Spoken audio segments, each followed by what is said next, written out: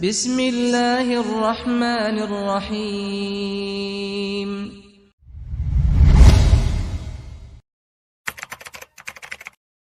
Bismillahirrahmanirrahim. Assalamualaikum warahmatullahi wabarakatuh. Alhamdulillah. Alhamdulillahi rabbil alamin.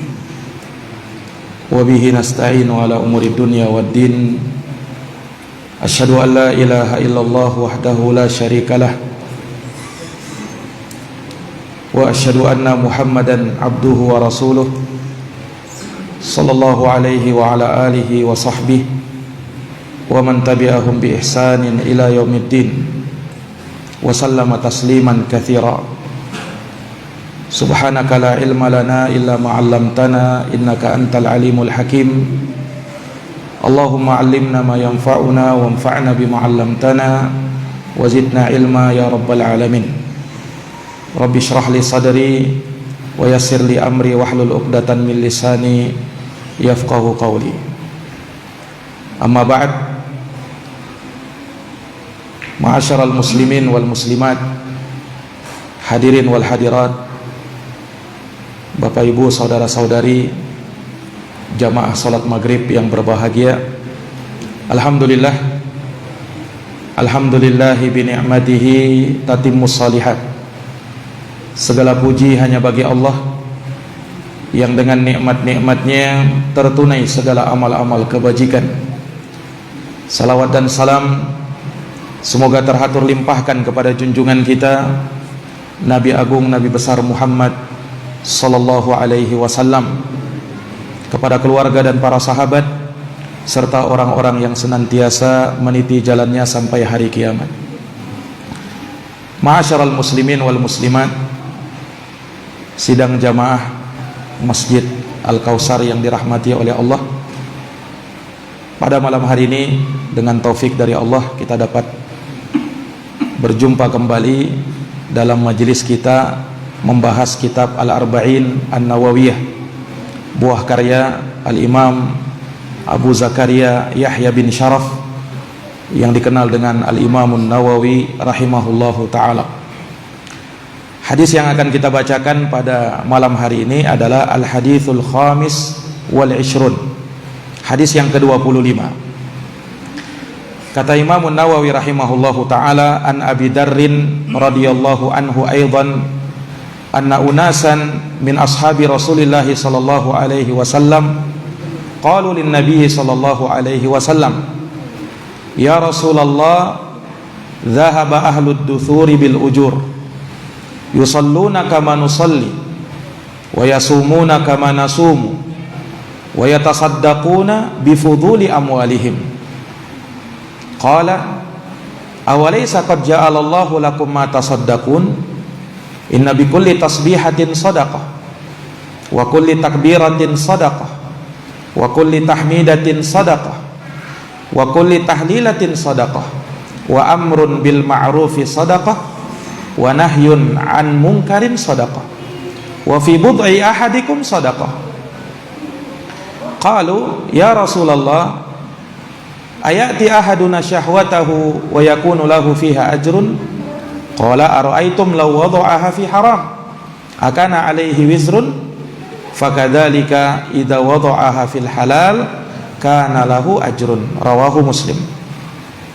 Ya. Dari sahabat Abu Dar radhiyallahu anhu, beliau bercerita, anna unasan min ashabi Rasulillah sallallahu alaihi wasallam qalu lin nabi sallallahu alaihi wasallam, bahwa ada beberapa orang dari sahabat Rasulullah sallallahu alaihi wasallam pernah berkata kepada Nabi sallallahu alaihi wasallam, ya Rasulullah, dhahaba ahlud duthuri bil ujur, sesungguhnya orang-orang kaya mereka pergi mendahului kami dengan memborong pahala-pahala yang sangat banyak. Bagaimana itu? Yusalluna kama nusalli, Ya Rasul, mereka sholat, kami juga bisa sholat. Wa yasumuna kama nasumu, mereka puasa, kami juga bisa puasa.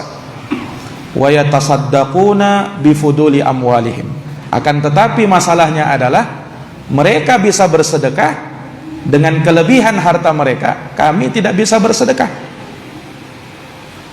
Ini pengaduan sahabat yang miskin kepada Nabi sallallahu alaihi wasallam. Maka Rasulullah bersabda, "Awalaysa qad ja'alallahu lakum ma tasaddaqun?" Bukankah Allah telah menjadikan untuk kalian sesuatu yang kalian bisa bersedekah dengannya? Apa itu? Inna bikulli tasbihatin shadaqah. Ketahuilah sesungguhnya setiap tasbih adalah sedekah. Wa kulli takbiratin shadaqah. Setiap takbir adalah sedekah. Wa kulli tahmidatin shadaqah. Setiap tahmid juga sedekah. Wa kulli tahlilatin shadaqah. Dan setiap tahlil juga adalah sedekah. Wa amrun bil ma'rufi shadaqah wa nahyun an munkarin shadaqah. Amar ma'ruf nahi munkar juga sedekah. Wa fi bud'i ahadikum shadaqah. Bahkan seseorang mendatangi istrinya itu juga sedekah. Maka sahabat bertanya, "Ya Rasulullah, ayati ahaduna syahwatahu wa yakunu lahu fiha ajrun?" Ya Rasul, apakah bisa seorang dari kami mendatangi syahwatnya kemudian dia bisa dapat pahala karena itu? Maka Rasulullah bersabda, "Ara'aitum law wada'aha fi haram akana alaihi wizrun?" Bagaimana menurut kalian seandainya dia memenuhi syahwatnya pada yang haram, bukankah dia dapat dosa karena itu? Fakadzalika idza wada'ah fil halal kana lahu ajrun. Maka demikian juga kalau dia memenuhi syahwatnya pada sesuatu yang halal, maka dia pun mendapat pahala karena itu.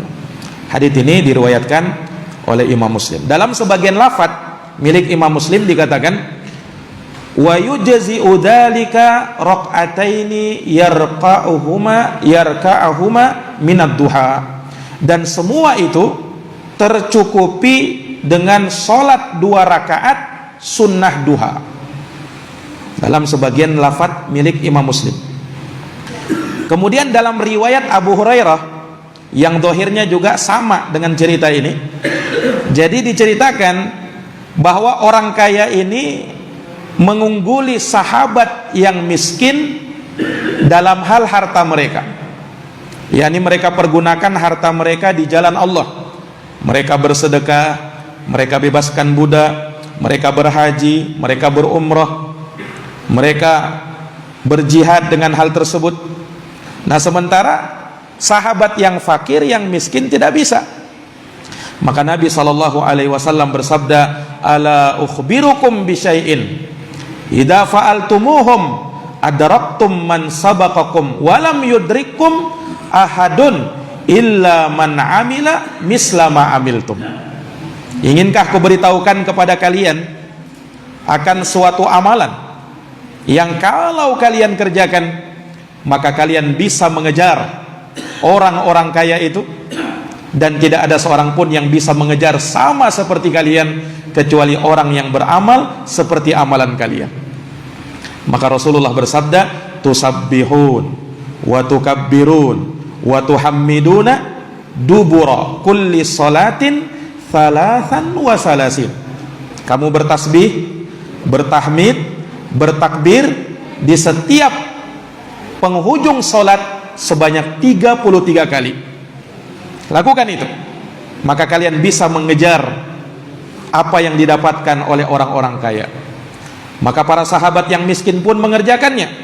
Maka tatkala didengarkan hal tersebut oleh sahabat yang kaya, mereka pun beramal seperti amalannya orang miskin.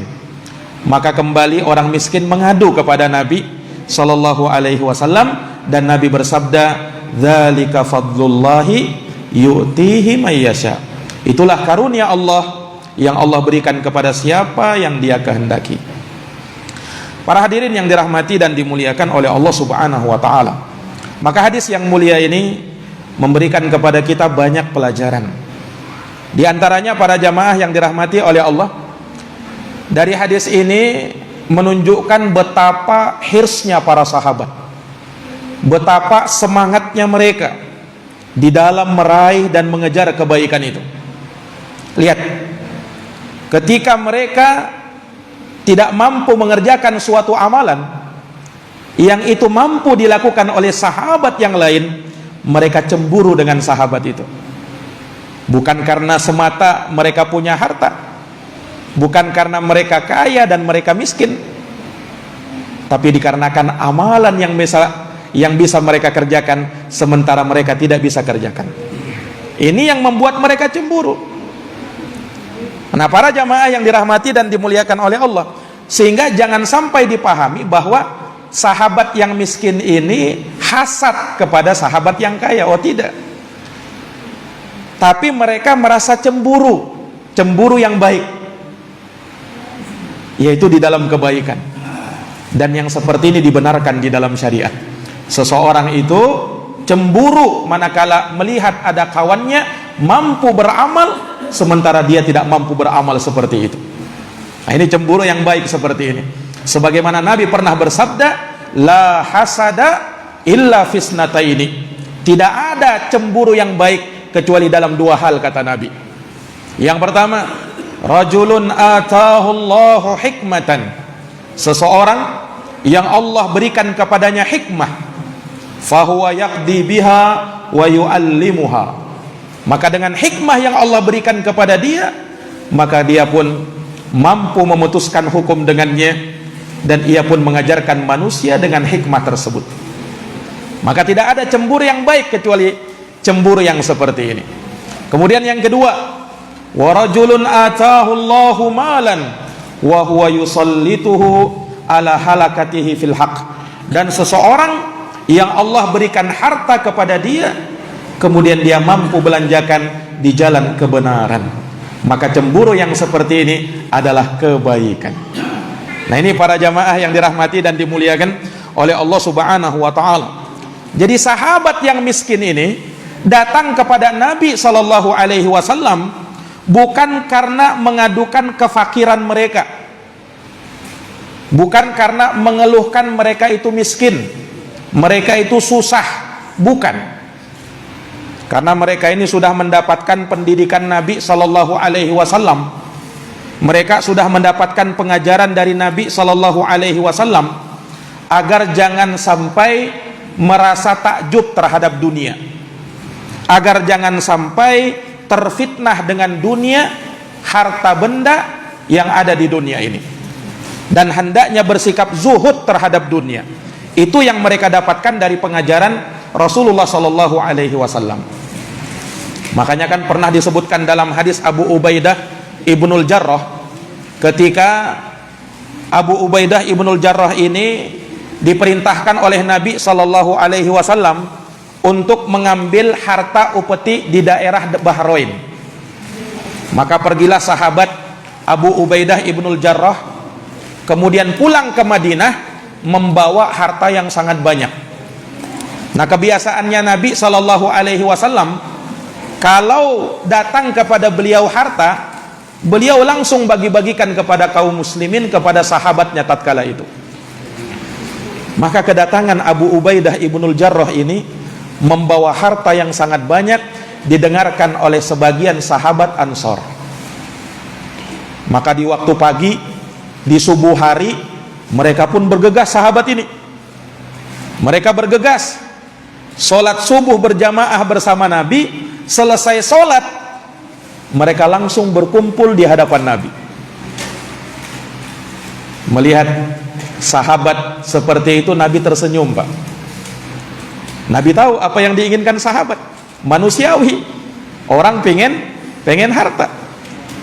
Para jamaah yang dirahmati oleh Allah, maka Nabi Shallallahu Alaihi Wasallam bersabda, abshiru wa hamilu ma yasurrukum. Wahai para sahabatku, bergembiralah kalian dan ambil apa yang kalian suka. Fawallahi, akan tetapi demi Allah, mal faqru akhsha alaikum, bukan kefakiran yang aku khawatirkan menimpa kalian, bukan kemiskinan yang aku khawatirkan menimpa kalian. walakin akhsha 'alaikum an tubsatu 'alaikumud dunya. Tapi yang aku khawatirkan menimpa kalian tatkala dunia itu dibentangkan kepada kalian, tatkala dunia itu dibuka lebar kepada kalian. Fatanafasuha kama tanafasuha, maka kalian pun berlomba-lomba untuk mengejarnya sebagaimana orang-orang sebelum kalian berlomba-lomba. Fatuhlikakum kama ahlakathum, maka dunia itu pun membinasakan kalian sebagaimana telah membinasakan orang-orang sebelum kalian. Nah, ini para jamaah sekalian yang dirahmati dan dimuliakan oleh Allah. Jadi para sahabat itu mereka sudah dapat pendidikan yang seperti ini dari Nabi. Jadi mereka tidak cemburu dengan sahabat yang kaya karena harta mereka, tidak.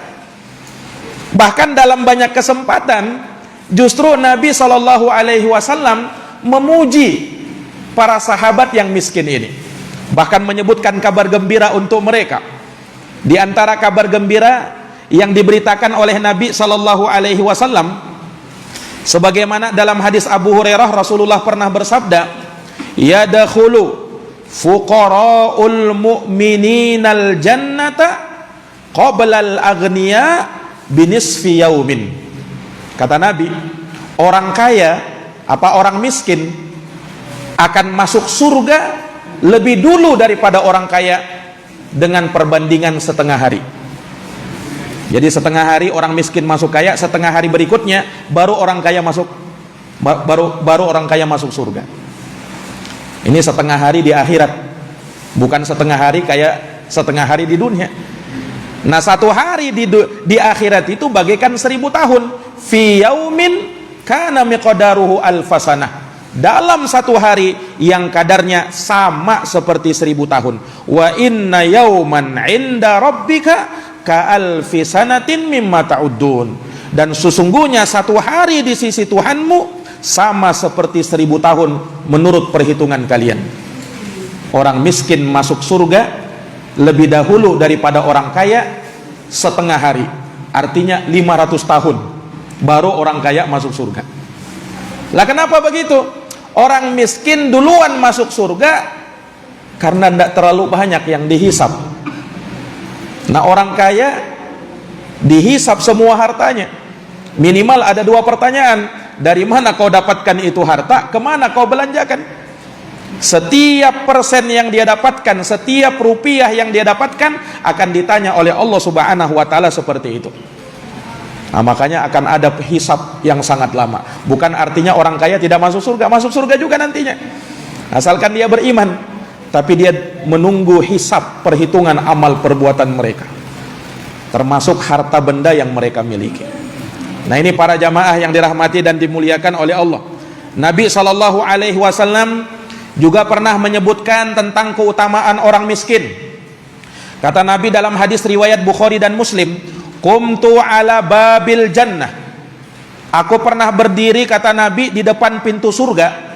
Fakana amatu man dakhalaha al-masakin, ternyata orang yang paling banyak masuk surga adalah dari kalangan orang-orang miskin. Ini para jamaah sekalian. Wa ashabul jad mahbusun, sementara orang-orang kaya mereka ditahan dulu, belum bisa masuk surga karena mereka harus menghitung dan dihitung harta benda yang mereka dapatkan. Nah, ini para jamaah yang dirahmati oleh Allah. Nah, ini yang mereka dapatkan dari Nabi SAW. Makanya ketika mereka datang kepada Nabi, bukan karena mereka mengeluhkan kemiskinan mereka, kesulitan ekonomi mereka, bukan. Tapi yang mereka keluhkan kepada Nabi, mereka ingin bersaing dengan sahabat yang kaya ini dalam urusan agama, dalam urusan akhirat, bukan dalam urusan dunia. Ini para jamaah yang dirahmati dan dimuliakan oleh Allah Subhanahu wa ta'ala. Karena mereka tahu bahwasanya kemuliaan adalah manakala mereka dekat dengan Allah Subhanahu wa ta'ala. Kemuliaan adalah manakala ketakwaan ada di dalam hati kita, bukan kita mulia dengan harta. Inna akramakum indallahi atqakum, sesungguhnya yang termulia di antara kalian adalah yang paling bertakwa. Innallaha la yandur ila ajsamikum wala ila suwarikum walakin yanzuru ila qulubikum wa a'malikum. Allah tidak melihat kepada hartamu, Allah tidak melihat kepada fisikmu, Allah tidak melihat kepada rupamu, tapi yang Allah lihat adalah hati dan amalan kamu. Itu yang Allah Subhanahu wa taala pandang. Nah, ini para jamaah yang dirahmati dan dimuliakan oleh Allah, seandainya kekayaan itu menjadi tolak ukur kemuliaan, pastinya Nabi menjadi orang yang paling kaya, ya kan? Seandainya kekayaan itu menjadi tolak ukur kemuliaan. Nah, ini Nabi SAW pernah disebutkan dalam sebuah riwayat, selama 3 bulan dapurnya Nabi tidak mengeluarkan asap. 3 bulan, Pak, tidak mengeluarkan asap. Artinya apa? Tidak masak beliau. Bukan tidak masak artinya bisa beli di luar. Kalau sekarang kita tidak masak di dapur, mungkin bisa beli di luar. Ini memang karena tidak ada. Sebagian sahabat tanya, lah kalau begitu apa yang menghidupi kalian? Kata istri Nabi SAW, aswadan, kami hanya makan 2 yang hitam, maksudnya air dan kurma saja. Itu yang menghidupkan kami, kata istri Nabi SAW. Subhanallah.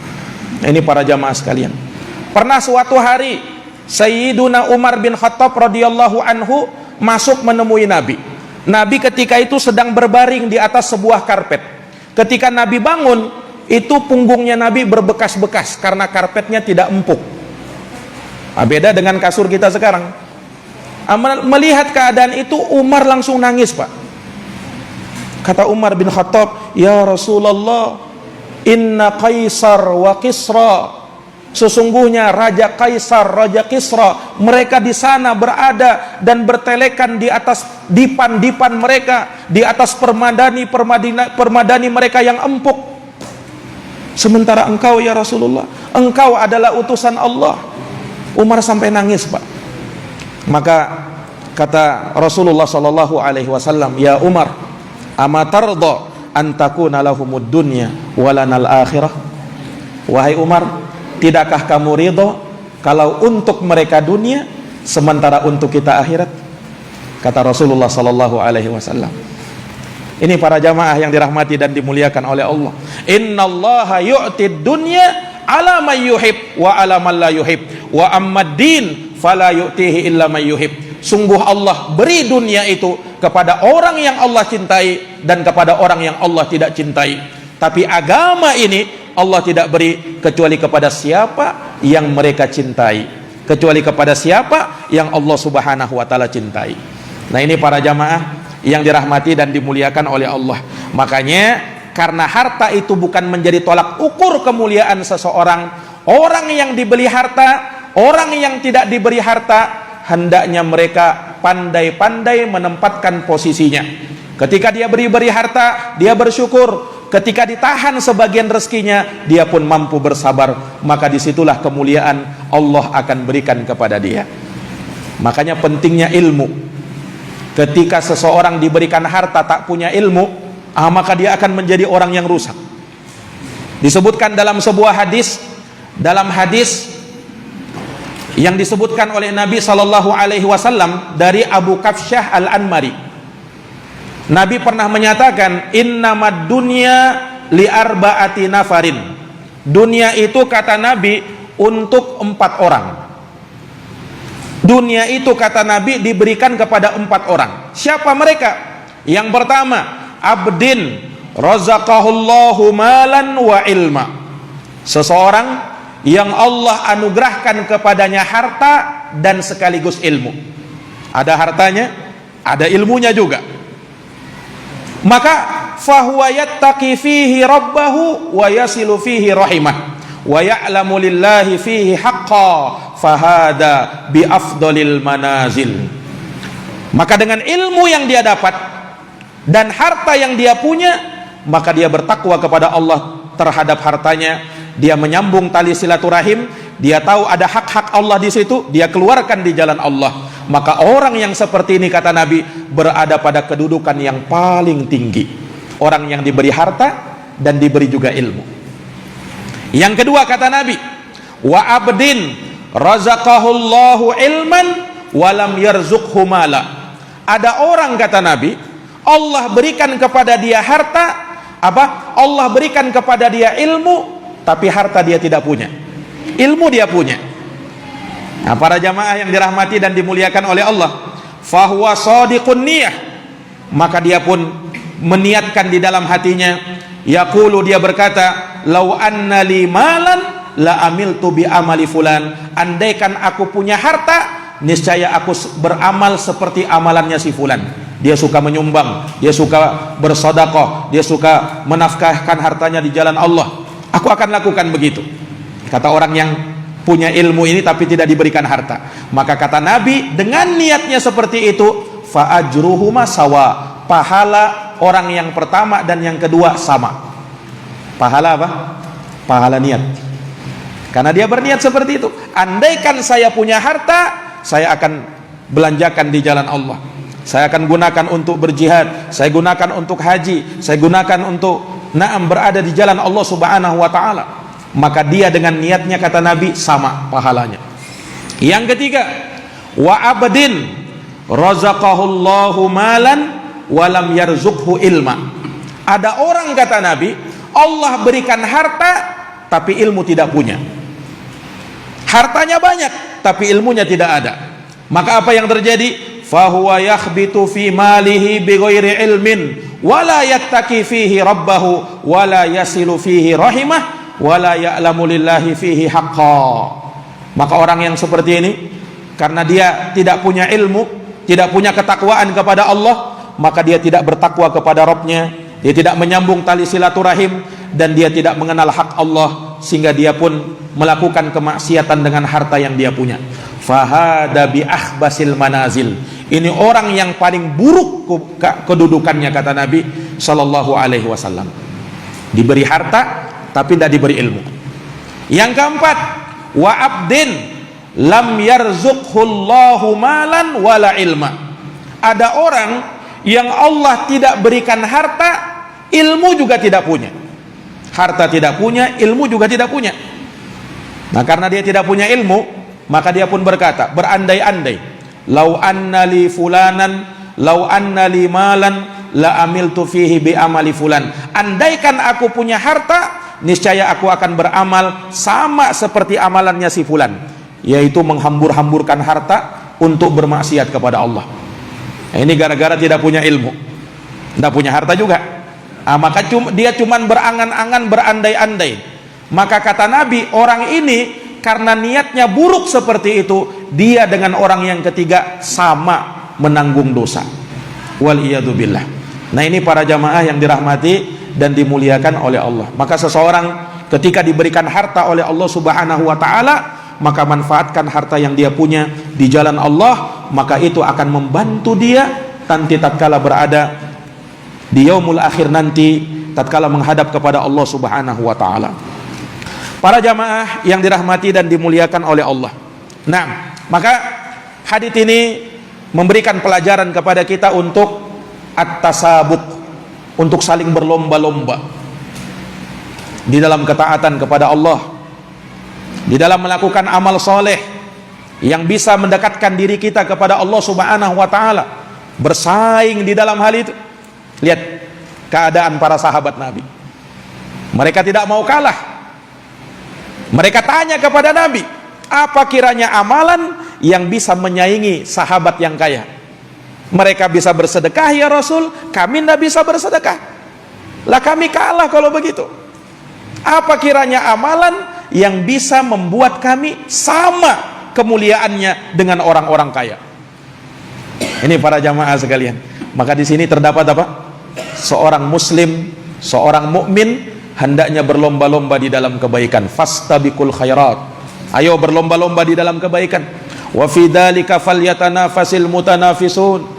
Pada yang demikian itu hendaknya berlomba-lomba orang-orang yang berlomba-lomba di dalamnya. Dan itu sifatnya para nabi dan para rasul. Ulaika yusari'una fil khairat wa hum laha sabiqun. Mereka para nabi dan para rasul itu adalah orang-orang yang berlomba-lomba di dalam kebaikan dan mereka itu bersegera untuk datang ke situ. Ini para jamaah yang dirahmati dan dimuliakan oleh Allah Subhanahu wa taala. Iya, karena seorang yang beriman sadar bahwasanya hidup di dunia ini adalah bagaimana kita bisa mengumpulkan bekal sebanyak-banyaknya. Iya, dunia hanyalah tempat persinggahan. Kampung kita sesungguhnya adalah di akhirat nanti. Iya, sebagaimana kalau orang mau pulang kampung dia harus mempersiapkan bekal, maka kita di dunia ini persiapkan bekal untuk pulang kampung nanti. Pulang kampung yaitu kampung akhirat. Nah, ini para jamaah yang dirahmati dan dimuliakan oleh Allah Subhanahu wa taala. Kemudian ketika Nabi memberikan tuntunan kepada sahabat yang miskin ini, amalan yang bisa menyaingi apa yang diamalkan oleh orang-orang kaya. Apa tuntunan Nabi sallallahu alaihi wasallam?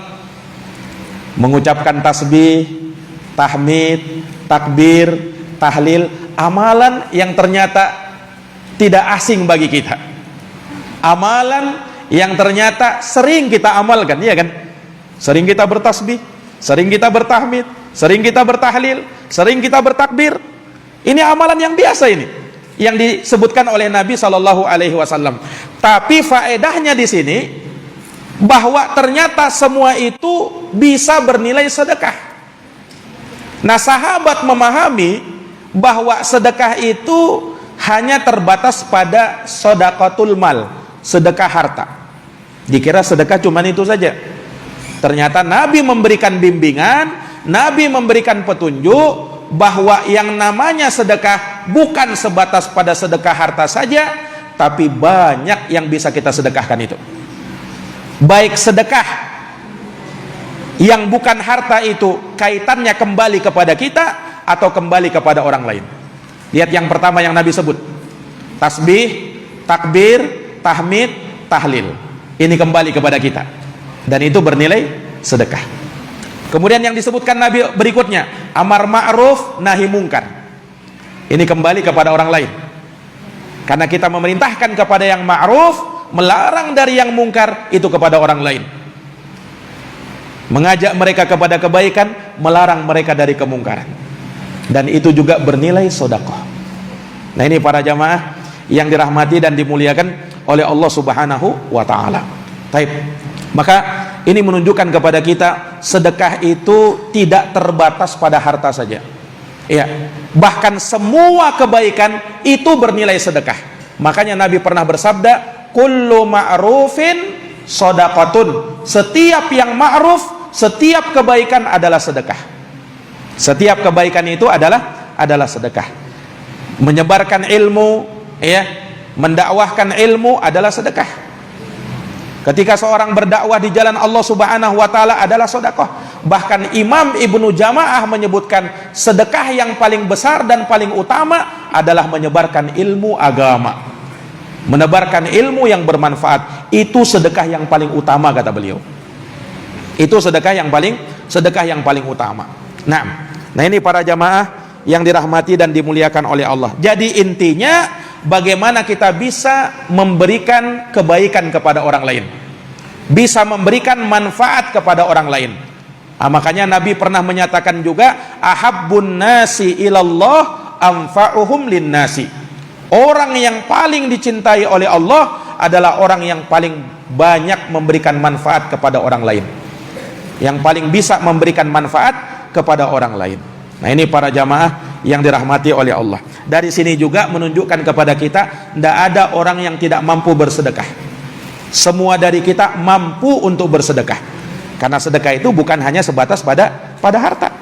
Nah, sebagaimana ini tidak menunjukkan kepada kita orang yang punya harta, kalau begitu tidak usah bersedekah dengan harta. Kenapa? Ya mampu juga kita bersedekah dengan tasbih, takbir, tahmid, amar ma'ruf nahi mungkar. Bukan dipahami seperti itu. Iya. Tapi lakukanlah apa yang mudah bagi kita. Orang yang diberikan kelebihan harta, dia bersedekah dengan hartanya. Tidak mampu diberikan, Allah Subhanahu wa taala belum berikan kepada dia harta, maka sedekah apa yang kita mampu untuk kita sedekahkan. Nah, seperti itu jamaah sekalian yang dirahmati dan dimuliakan oleh Allah Subhanahu wa taala. Nah, kemudian juga di dalam hadis yang mulia ini menunjukkan kepada kita bahwasanya salat sunnah, ya, salat sunnah yang kita kerjakan itu pahalanya, ya, bisa menyaingi sedekah yang dilakukan oleh orang-orang kaya. Lihat kata Nabi SAW tadi, wa yujzi'u dzalika raq'ataini yarka'uhuma minad duha. Dan semua itu bisa di-cover, ya, bisa tercukupi dengan seseorang menjalankan sholat sunnah duha 2 rakaat. Ini para jamaah sekalian. Dan ini juga sekaligus menunjukkan keutamaan sholat duha itu. Nabi SAW biasa mengerjakan sholat duha. Dan Nabi SAW bersabda bahwa sholat duha itu adalah sholatul awwabin, sholatnya orang-orang yang kembali kepada Allah, orang-orang yang senantiasa bertaubat kepada Allah, dan orang-orang yang menginginkan dan mencari kebaikan di sisi Allah Subhanahu wa taala. Maka manakala kita diberikan kesempatan, ya, untuk bisa menjalankan sholat duha, maka jangan kita tinggalkan sholat duha itu. Ini para jamaah yang dirahmati dan dimuliakan oleh Allah. Nah, hadis ini juga menunjukkan kepada kita bahwa harta itu di satu sisi dia bisa menjadi fitnah. Makanya Allah berfirman dalam Quran, innama amwalukum wa auladukum fitnah. Sesungguhnya anakmu dan hartamu bisa menjadi fitnah bagi kamu. Tapi dari sisi lain, harta juga bisa menjadi kebaikan bagi orang yang memilikinya. Makanya harta itu, Pak, disebut dalam Quran dengan kata khairun. Khairun artinya baik. Allah Subhanahu wa taala berfirman, wa innahu lihubbil khairi lasyadid. Dan sesungguhnya manusia itu sangat cinta kepada khair. Khair di sini ditafsirkan oleh para ulama, kata Imam Ibnu Abdil Bar, al-mal, harta. Dan sungguh manusia itu sangat cinta kepada khair, yaitu kepada harta. Harta disebut oleh Allah dengan khair. Khair artinya kebaikan. Juga misalnya dalam ayat yang lain, kutiba alaikum idza hadara ahadukumul maut. Kutiba alaikum idza hadara ahadakumul maut in taraka khairanil wasiyah. Kata Allah, telah diwajibkan atas kalian apabila kematian menghadiri salah seorang dari kalian, kalau dia meninggalkan khair harta. Kalau dia meninggalkan harta, hendaknya dia berwasiat. Allah sebut harta itu dengan khair. Khair sekali lagi artinya kebaikan. Oh, harta disebut kebaikan. Lah kenapa harta disebut dengan kebaikan? Kata para ulama, sebab dengan harta seseorang bisa beribadah kepada Allah. Sebab dengan harta seseorang bisa menegakkan peribadatannya kepada Allah. Kita mau sholat butuh pakaian, dan pakaian mesti kita beli dengan harta. Ketika kita mau berpuasa, kita butuh sahur, kita butuh buka, dan itu perlu harta. Ketika kita mau bersedekah, mau keluarkan zakat, butuh harta. Kita mau haji, mau umroh, butuh harta. Maka harta, kata para ulama, bisa menunjang kita kepada kebaikan. Maka dia disebut dengan khair. Tapi ingat, lawannya khair syarrun. Lawannya kebaikan adalah keburukan. Artinya jangan sampai kita salah gunakan harta ini, yang tadinya khairun berubah menjadi syarrun, yang tadinya kebaikan berubah menjadi keburukan.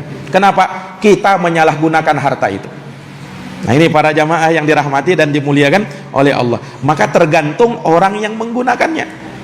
Likulli ummatin fitnah wa fitnatu ummatil mal, kata Nabi. Setiap umat itu masing-masing ada fitnahnya, dan khusus umatku, fitnah bagi mereka adalah harta. Orang gara-gara harta sampai rela bunuh orang. Orang gara-gara harta dia putuskan tali silaturahim.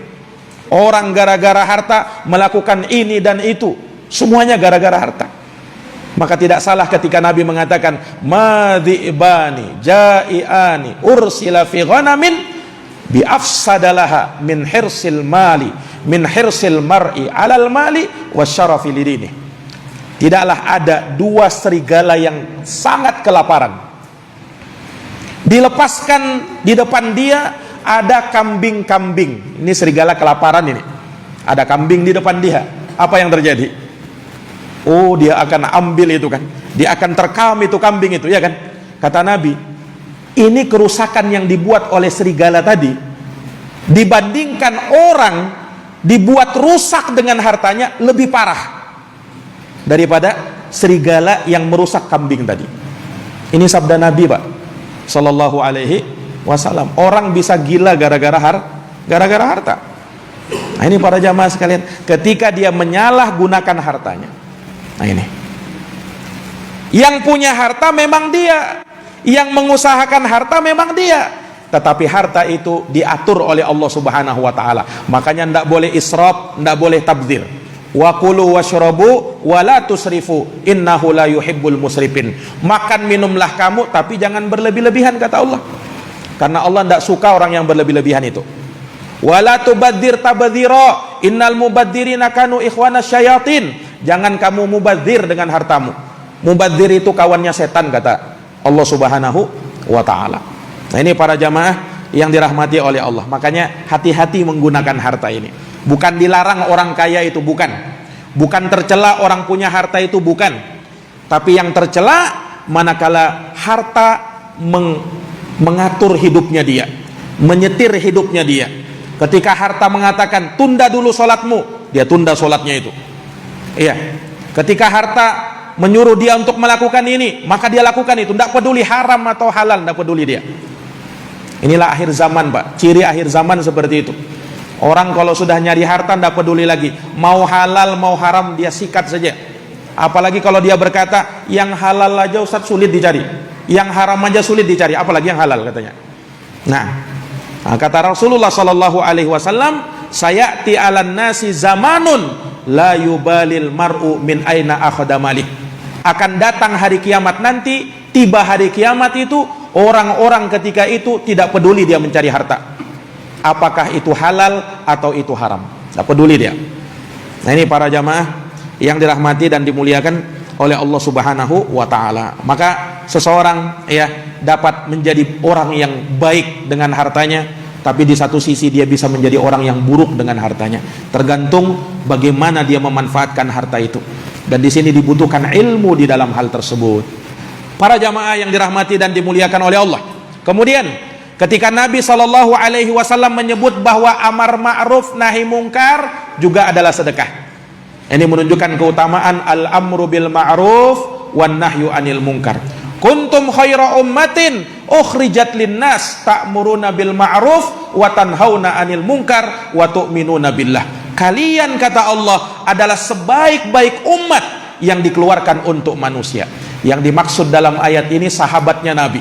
Kalian umat yang terbaik, kata Allah, yang dikeluarkan untuk manusia. Cirinya kalian apa? Ta'muruna bil ma'ruf, kalian memerintahkan kepada yang baik, wa tanhauna anil munkar, kalian larang dari yang mungkar, wa tu'minuna billah, dan kalian beriman kepada Allah Subhanahu wa taala. Maka amar ma'ruf nahi mungkar dinilai oleh Nabi sebagai sedekah. Terakhir kata Nabi apa? Wa fi but'i ahadikum sedekah. Bahkan kalian mendatangi istri kalian itu juga sedekah. Lah, ini yang menjadi tanda tanya besar sahabat ini. Loh, kok bisa ya Rasul, orang mendatangi syahwatnya dia bisa dapat pahala? Bagaimana itu?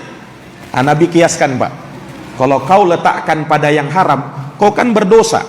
Iya ya Rasul. Nah begitu juga kalau kau letakkan itumu dalam yang halal, maka kamu dapat pahala. Sebagaimana kau berdosa kalau kau berzina, maka kau dapat pahala kalau kau lakukan itu bersama istrimu yang halal. Nah ini para jamaah yang dirahmati dan dimuliakan oleh Allah. Makanya kata ulama, kalau seseorang mau mendatangi istrinya, bukan hanya sekedar menyalurkan nafsunya, biologisnya, kebutuhan biologisnya, jangan hanya itu, tapi niatkan bersedekah supaya hubungannya dia juga bernilai pahala. Niatkan dari situ, kalau terlahir seorang anak, semoga menjadi anak yang soleh. Niatkan dari situ, untuk saya menjaga kehormatan saya dan terhindar dari yang haram-haram. Maka kamu melakukan hubungan dengan istrimu, kamu mendapatkan pahala di sisi Allah Subhanahu wa ta'ala. Nah inilah pintarnya, cerdasnya orang Islam itu. Mereka melakukan aktivitas dunia bisa bernilai pahala. Kenapa? Tergantung dengan niatnya. Innamal a'malu binniyat. Amal-amal itu tergantung dengan niatnya. Tidur kita bisa menjadi pahala, kerjanya kita bisa menjadi pahala, makan dan minumnya kita bisa menjadi pahala. Kapan? Kalau kita niatkan kebaikan.